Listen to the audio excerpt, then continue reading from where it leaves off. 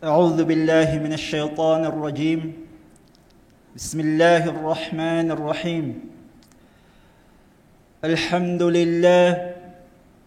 إن الحمد لله نحمده ونستعينه ونستغفره ونعوذ بالله من شرور أنفسنا ومن سيئات أعمالنا. من يهده الله فلا مضل له ومن يضلل فلا هادي له. أشهد أن لا إله إلا الله وحده لا شريك له وأشهد أن محمدًا عبده ورسوله الذي أدى الأمانة وبلغ الرسالة ونصح الأمة وجاهد في الله حق جهاده حتى أتاه اليقين صلوات الله والسلام عليه. عباد الله، أوصيكم ونفسي بالتقوى الله فقد فاز المتقون. قال الله سبحانه وتعالى في محكم تنزيل بعد أعوذ بالله من الشيطان الرجيم: يا أيها الذين آمنوا اتقوا الله حق تقاته ولا تموتن إلا وأنتم مسلمون. وقال أيضا: يا أيها الذين آمنوا اتقوا الله وقولوا قولا سديدا يصلح لكم أعمالكم ويغفر لكم ذنوبكم ومن يطع الله ورسوله فقد فاز فوزا عظيما. Mga mahal kong kapatid sa pananampalatayang Islam, una sa lahat, ating pasalamatan ang dakilang Allah subhanahu wa ta'ala. Lahat ng papuri, pasasalamat ay nauukol lamang sa dakilang tagapaglikha. Sa Kanya tayo humihingi ng anumang uri ng tulong at sa Kanya tayo humihingi ng kapatawaran. At sa Kanya din tayo nagpapakupkup laban sa lahat ng ating kasamaan mula sa ating sarili at ang ating mga gawain. Mga kapatid sa pananampalataya, sinasaksihan ko na walang ibang Diyos na karapat dapat sambahin liban na lamang ang dakilang tagapaglikha, ang dakilang Allah subhanahu wa ta'ala. At ako'y sumasaksi na ang kanyang propeta, na si Propeta Muhammad sallallahu alaihi wasallam, ang kanyang huling propeta at sugo at alipin ng dakilang Allah subhanahu wa ta'ala. Mga kapatid sa pananampalataya, pinapayuhan ko ang aking sarili, pati na rin sa inyo, ng totoo at tunay na pagkatakot sa dakilang Allah subhanahu wa ta'ala. Ang pagkatakot na kung saan ang paggawa ng kautusan ng dakilang Allah subhanahu wa ta'ala at pag-iwas o pag-iwan sa ipinagbawal ng dakilang Allah subhanahu wa ta'ala. Mga kapatid sa pananampalataya, ang paksang pag-uusapan natin ngayon, insyaallah, ibibigay ko mamaya ang topic o ang kanyang title. Mga kapatid sa pananampalatayang Islam, sa panahon na ibinaba ng dakilang Allah subhanahu wa ta'ala ang ating ama na si Nabi Adam alayhi salam dito sa mundong ito, di kalaunan ay nagkaroon siya ng tinatawag na pamilya. Nandyan si Siti Hawa at nandyan din ang unang dalawa niyang anak na si Habil at Qabil. Sa puntong ito, ang dakilang Allah subhanahu wa ta'ala ay tinuruan niya tayo ng isang leksyon, isang aral upang ipaalala sa atin sa mga panahon na ito hanggang sa araw ng paghuhukom. Ang sabi ng dakilang Allah subhanahu wa ta'ala: إذ قرب قربانا فتقبل من أحدهما ولم يتقبل من الآخر. Noong nag-alay, ibig sabihin noong nag-alay ang dalawang anak ni Nabi Adam alayhi salam na si Qabil at si Habil, nag-alay sila ng handog sa dakilang Allah subhanahu wa ta'ala. Tinanggap ng dakilang Allah subhanahu wa ta'ala ang isang alay sa kanila at ang isa ay hindi tinanggap ng dakilang Allah subhanahu wa ta'ala. Dito natin makukuha ang leksyon. Dito natin makukuha ang aral ng dakilang Allah subhanahu wa ta'ala. Pinapakita sa atin ng dakilang Allah subhanahu wa ta'ala na ang lahat ng bagay ay hindi tinatanggap ng dakilang Allah subhanahu wa ta'ala. Hindi lahat ng bagay ay kanyang tinatanggap. Hindi ibig sabihin na tayo ay gumagawa ng pagsimba. Hindi ibig sabihin na nagdarasal tayo ng 5 wakto. Nagpapasting sa buwan ng Ramadan. Lahat ng mga ibadah, hindi ibig sabihin ay ito ay tinanggap na ng dakilang Allah subhanahu wa ta'ala.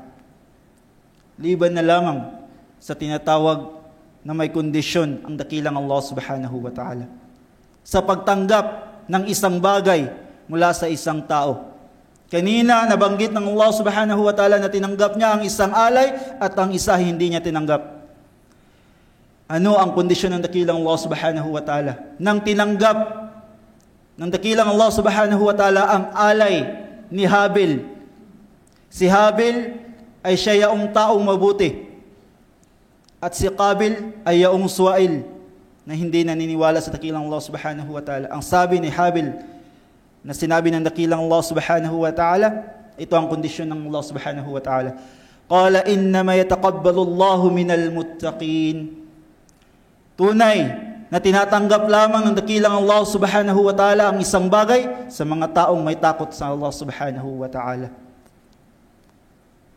Tunay na tatanggapin lamang ng dakilang Allah subhanahu wa ta'ala ang iyong gawain kapag ikaw ay may totoong takot sa dakilang Allah subhanahu wa ta'ala. Kaya mga kapatid sa pananampalataya, ilang Ramadan na ang ginawa natin, ilang sala na ang nagawa natin. Kampante na ba tayo? Huwag natin isipin yun mga kapatid sa pananampalataya. Dahil hindi natin alam kung sa pagsasagawa natin ng ibada ay nakarating sa atin ang taufik na pagkatakot sa Allah subhanahu wa ta'ala o hindi. Ilang taon na tayo sa mundong ibabaw na ito. Huwag natin i-expect, huwag natin asahan na tinanggap ng dakilang Allah subhanahu wa ta'ala ang ating ginawang ibada. Isipin natin ang mga salafus salih, ang mga nauna sa atin, ang mga mabubuting tao na nauna sa atin. Ang mga salafus salih, sila ay hindi nag-aalala. Hindi sila nag-worry. Nag-aalala sa paggawa ng tinatawag na mga ibada. Hindi sila napapagod. Ngunit ano ang ikinaalala nila? Ay yaong kung tatanggapin ba ng dakilang Allah subhanahu wa ta'ala or hindi. Tulad na lamang ng pag-aayuno. 6 months before dumating ang Ramadan, ang mga salafus salih ay umiiyak ng sobrang pag-iyak. Bakit?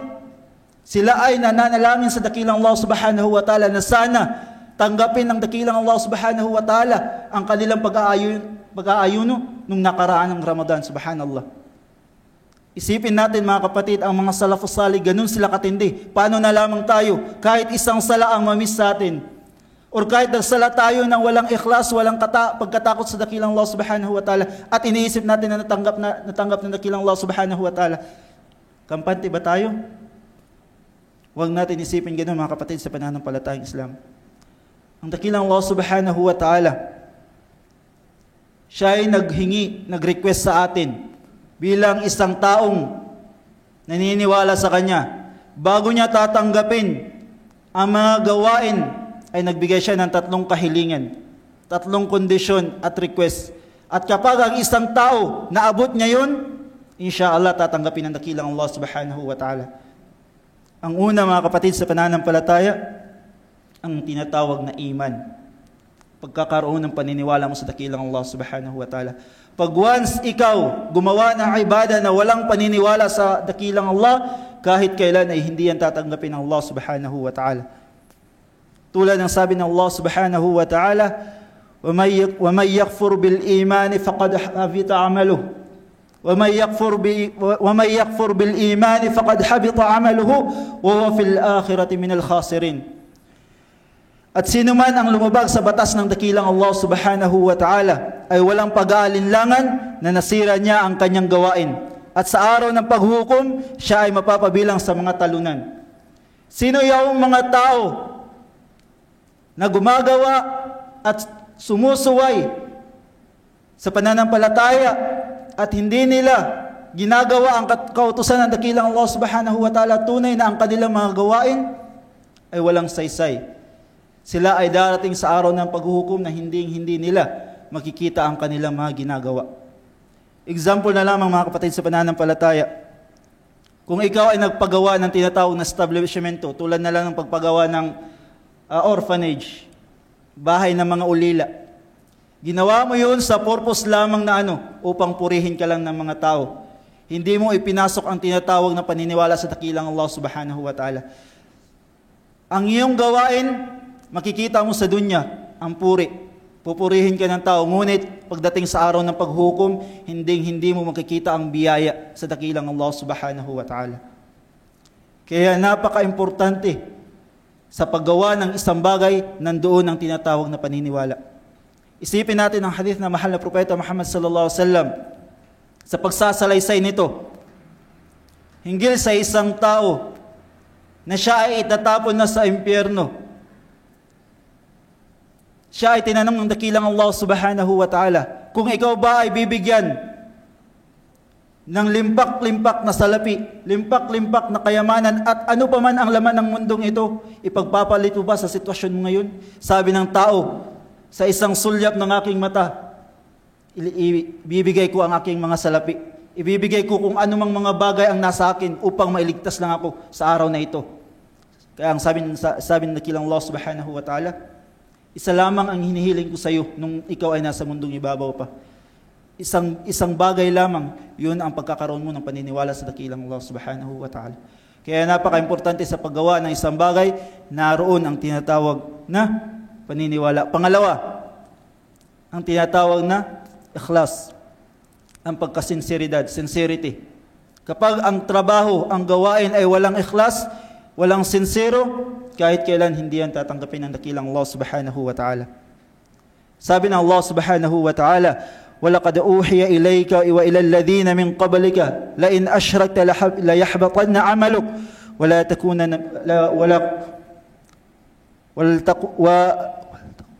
وَلْتَكُونَنَّ مِنَ الْخَاسِرِينَ. Sabi ng Allah subhanahu wa ta'ala, وَلَقَدْ أُوحِيَ إِلَيْكَ وَإِلَى الَّذِينَ مِنْ قَبْلِكَ لَإِنْ أَشْرَكْتَ لَيَحْبَطَنَّ عَمَلُكَ وَلْتَكُونَنَّ مِنَ الْخَاسِرِينَ.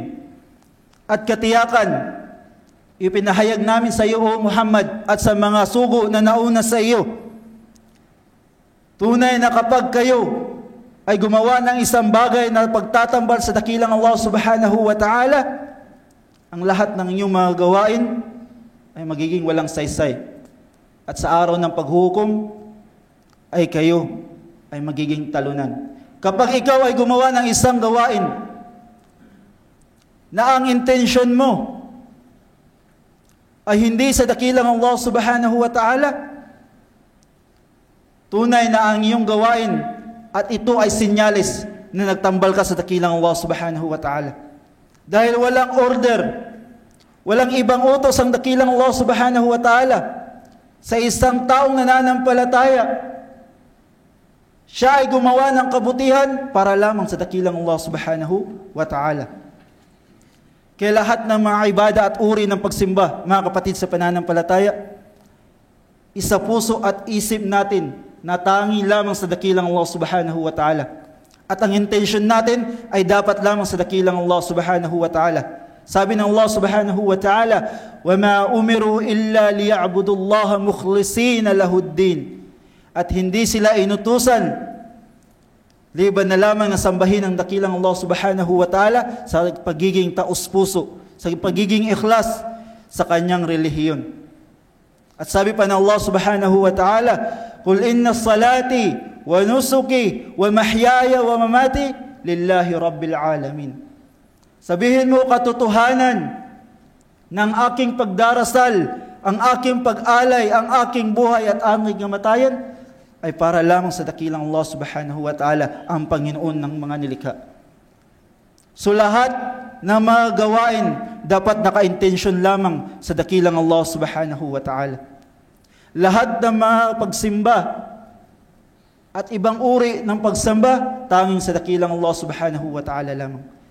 At ang paggawa ng mga gawaing mabuti ay tanging sa dakilang Allah subhanahu wa ta'ala lamang. Dahil pag once na ang iyong gawain ay hindi mo itinuon ang iyong intensyon sa dakilang Allah subhanahu wa ta'ala, ito ang dahilan ng pagkatapon mo sa impyerno ng Allah subhanahu wa ta'ala. Isipin natin ang hadith ng mahal na propeta Muhammad sallallahu alaihi wasallam sa 3 uri ng tao na kung saan sila ay biniyayaan ng dakilang Allah subhanahu wa ta'ala. Sila ay mabubuting tao, ngunit di kalaunan ay itinapon sila sa impyerno ng Allah subhanahu wa ta'ala. Ang una dito, ang isang taong nakipagdigmaan at namatay sa landas ng Allah. Sa araw ng paghukom, tinanong siya ng dakilang Allah subhanahu wa ta'ala kung saan mo ginamit ang iyong biyaya. Saan mo ginamit ang pagiging mujahidin, pakikidigma sa landas ng dakilang Allah subhanahu wa ta'ala. Saan mo ginamit? Sabi niya, ginamit ko ito sa landas mo, ya Allah. So ano sabi niya?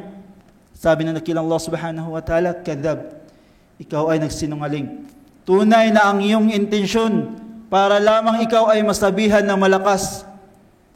Ikaw ay masabihan na warrior sa pakikipagdigma. Hindi mo itinuon ang iyong intensyon para sa dakilang Allah subhanahu wa ta'ala. At di kalaunan, siya ay itatapon sa impyerno.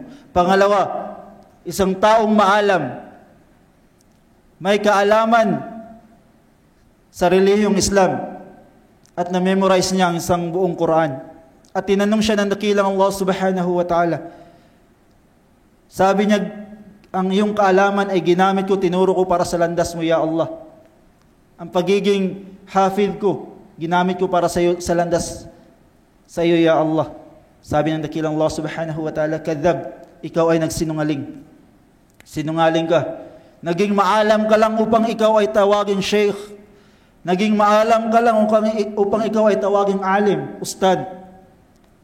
Naging marunong ka lang magbasa ng Quran upang ikaw ay tawaging hafid, qari, mabuting magbabasa ng Quran. Yun ang intention mo. Kaya yun ay itatapon siya sa impyerno. Pangatlo, isang taong mayaman. Ginamit niya ang kanyang pera sa pagsasadaka, pagzazaka. Tinanong siya ng dakilang Allah subhanahu wa ta'ala, tunay ba na ang biyaya na ibinigay ko sa iyo, pinagkaloob ko sa iyo, ay ginamit mo sa landas ng mabuti, sa landas na tinatahak ng totoong Islam, totoong Muslim? Sabi niya, oh ya Allah, ginamit ko ang biyaya na ibinigay mo, ipinagkaloob mo sa akin. Ginamit ko sa landas patungo sa iyo, ya Allah. Sabi ng Allah subhanahu wa ta'ala, kadhab, ikaw ay sinungaling. Ginamit mo lang ang iyong biyaya upang sabihan ka, ang taong ito ay mapagbigay. Ang taong ito ay hindi masungit. Dahil sa masamang intensyon mo at dahil sa intensyon na ganon, yun ang dahilan upang sila ay matapon sa impyerno ng dakilang Allah subhanahu wa ta'ala, waliyadu billah. Kaya ang mga kapatid sa pananampalatayang Islam, nakuha natin ang dalawang kondisyon. At ang huling kondisyon ng dakilang Allah subhanahu wa ta'ala, ang tinatawag na al-ittiba', ang pagsunod sa mga gawain na naaayon sa gawain ng Propeta Muhammad sallallahu alaihi wasallam. Ano man ang inuutos na mga gawain, kailangan natin gawin na nauukol at naaayon lamang sa sugo at gawain ng Propeta Muhammad sallallahu alaihi wasallam. Kaya anong sabi ng dakilang Allah subhanahu wa ta'ala? وَمَا آتَاكُمُ الرَّسُولُ فَخُذُوهُ وَمَا نَهَاكُمْ عَنْهُ فَانْتَهُوا. Kung ano man ang ipinagkaloob sa inyo ng sugo, kunin ninyo. At ano man ang kanyang ipinagbawal, ay iwasan ninyo. Ang mahal na Propeta Muhammad sallallahu alaihi wasallam, marami sa atin ang mga gawain na nalalaman natin kung anong ang kanilang ginawa. Inutos sa atin ng Rasul sallallahu alaihi wasallam ang pamamaraan ng pagsasala. Dapat sunodin natin kung ano ang pamamaraan ng propeta sa pagsasala. Kung ano ang mga pamamaraan ng Rasul sallallahu alaihi wasallam, yun lamang at tatanggapin ng dakilang Allah subhanahu wa ta'ala na gawain. Kaya kung sino man ang gagawa na wala sa kautusan ng propeta Muhammad sallallahu alaihi wasallam, or opposite sa ginagawa ng Propeta Muhammad sallallahu alaihi wasallam, kahit kailan ay hindi ito tatanggapin. Sabi ng mahal na Propeta Muhammad sallallahu alaihi wasallam, "Man 'amila 'amalan laysa 'alayhi amruna fahuwa rad." Kung sino man ang gagawa ng isang gawain na wala sa amin at hindi namin itinuro, ito ay reject. Ito ay hindi tatanggapin kahit kailanman. Kung ano man ang sinugo lamang at inutos lamang na mahal na propeta na mga gawain, ay yun lamang ang sundin natin. Kaya mga kapatid, sa pananampalataya, ang tatlong kondisyon na yaon, ang pagkakaroon ng iman, ang pagkakaroon ng ikhlas, at pagkasunod na gawain sa propeta Muhammad sallallahu alaihi wasallam, tulad ng sinabi ni Habil na matatanggap lamang ang trabaho ng isang tao ay yaong mayroong pagkatakot sa dakilang Allah subhanahu wa ta'ala. Tunay na ang mga tao may pagkakatakutin sa dakilang Allah subhanahu wa ta'ala ang siyang nagkakaroon ng mga ugali na ganito, ang pagkakaroon ng iman, ang pagkakaroon ng ikhlas, at ang pagkakaroon ng pagsunod sa dakilang propeta Muhammad sallallahu alaihi wasallam. Aqulu qawli hadha astaghfirullah li wa lakum wa li sa'iril muslimin min kulli dhanbin fastaghfiruhu innahu huwal ghafurur rahim.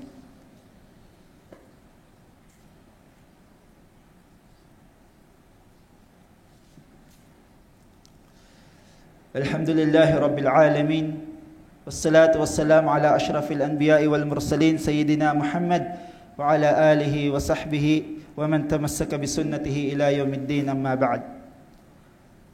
Mga kapatid, sa pananampalataya, naway isipin natin na lahat-lahat ng gawain natin ay naglalaman sa tatlong kondisyon na yaon. Ang pagkakaroon ng paniniwala sa dakilang Allah subhanahu wa ta'ala, at ang pagkakaroon ng totoong ikhlas sa dakilang Allah subhanahu wa ta'ala, at ang pangatlo ay dapat nauukol o naaayon sa gawain ng mahal na propeta Muhammad sallallahu alaihi wasallam. At kapag nasa sa atin yon, tatanggapin ng dakilang Allah subhanahu wa ta'ala ang ating mga gawain, insyaallah. Isang hadith ng mahal na propeta Muhammad sallallahu alaihi wasallam na kung saan ang ating gawain sa paggawa ng isang uri ng ganitong kasalanan, ang ating mga gawain ay mabubura, mawawala, o parang alikabok lamang nalilipa rin ng hangin at ito'y mawawala. Sabi ng mahal na propeta Muhammad sallallahu alaihi wasallam, la'alamanna aqwaman min ummati ya'tuna yawmal qiyamati bihasanatin amthali jibali tihamat bayda. Alam ng Rasul sallallahu alaihi wasallam ang mga kaum, ang mga tao na galing sa kanyang mga umma na darating sa araw ng paghuhukom, bihasanatin amthali jibalin tihamatil bayda, na dala-dala nila ang tinatawag na kanilang kabutihan na singlaki ng mga bundok. Singlaki ng mga bundok na kumikinang sa liwanag ang mga mabubuting gawain na yaon. Fayaj'aluha Allahu azza wa jal habbaan manthura. Ngunit di kalaunan, ito ay binura ng dakilang Allah subhanahu wa ta'ala. Ang mga gawain na yaon, ang ginawa mo sa mundong yaon, ito ay binura ng dakilang Allah subhanahu wa ta'ala. Ito ay parang inihip lamang na biglang nawala. Alikabok na parang inihip lamang at nawala. Ganun ang mangyayari sa mga taong yaon. Kaya sabi ng mga sahaba, ipaalam mo sa amin ya Rasulullah kung anong klaseng gawain ang kanilang mga ginawa upang hindi namin magawa. Sabi ng propeta Muhammad sallallahu alaihi wasallam, innahum ikhwanukum wa min jildatikum wa ya'khuduna min al-layli kama ta'khudun. Tunay na sila ang mga tao na iyong mga kapatid. Tunay na sila ay iyong mga kapamilya. Ibig sabihin Muslims. Muslim din sila. Wa ya'khuduna min al-layli kama ta'khudun. At sila ay gumagawa din ng pagsamba sa gabi tulad ng pagsasamba ninyo. Ngunit walakinnahum aqwamun idha khalaw bimaharimillahi intahakuha. Ngunit sila ang mga tao kapag sila ay nag-iisa, subhanallah. Ito advice din sa mga binata. Sa panahon na sila ay nag-iisa at walang kasama, bimaharimillahi intahakuha, gumagawa sila ng kalapastangan, lumalagpas sila sa ang pinagbawal ng dakilang Allah subhanahu wa ta'ala. Imagine natin ang reality ngayon, mga kapatid sa pananampalataya. Sa bahay natin maraming fitna. Nandyan ang TV, nandyan ang cellphone, nandyan ang laptop, nandyan ang computer. Kapag ikaw ay nag-iisa at ang syaitan ay dumating sa iyo, diyan na siya mag-start magbibigay ng tinatawag na masasarap na pagbubulong. Kapag ikaw ay nag-iisa kasama mo ang cellphone, anong gagawin mo? Waliyadu billah. Kapag naandun sa iyo ang gawain na yun at hindi mo pinagtaubatan sa dakilang Allah subhanahu wa ta'ala, tunay na sa araw ng paghuhukom, darating ka doon at ikaw ay mabibigla na wala na ang iyong tinatawag na mga gawain. Naway, ipanalangin natin sa dakilang Allah subhanahu wa ta'ala, itawfik niya sa atin ang pagkakaroon ng iman, ikhlas at pagsunod sa mahal na Propeta Muhammad sallallahu alaihi wasallam sa lahat ng mga gawain upang ang ating mga gawain ay tanggapin ng dakilang Allah subhanahu wa ta'ala. Mga kapatid sa pananampalataya, tayo ay inutusan ng Allah subhanahu wa ta'ala na magbigay ng panalangin sa mahal na Propeta Muhammad sallallahu alaihi wasallam. Kanyang sinabi, Inna Allah wa malaikatahu yusalluna ala nabi, ya ayyuhalladhina amanu sallu alaihi wa sallimu taslima. Allahumma salli ala Muhammad wa ala ali Muhammad, kama sallaita ala Ibrahim wa ala ali Ibrahim, innaka hamidun majid. اللهم بارك على محمد وعلى آل محمد كما باركت على إبراهيم وعلى آل إبراهيم إنك حميد مجيد وقال ربكم ادعوني أستجب لكم آمين يا رب العالمين اللهم اغفر لنا ذنوبنا ولوالدينا وللمؤمنين يوم يقوم الحساب اللهم اغفر لنا ذنوبنا ولوالدينا وارحمهما كما ربونا صغارا اللهم إنا ظلمنا أنفسنا وإن لم تغفر لنا وترحمنا لنكونن من الخاسرين اللهم أعز الإسلام والمسلمين وأذل الشرك والمشركين ودمر أعداء الدين واهم حوزة الإسلام يا رب العالمين اللهم إنا نسألك فعل الخيرات وترك المنكرات وحب المساكين يا رب العالمين ربنا آتنا في الدنيا حسنة وفي الآخرة حسنة وقنا عذاب النار وقنا عذاب النار وقنا عذاب النار والحمد لله رب العالمين قوموا إلى صلاتكم يرحمكم الله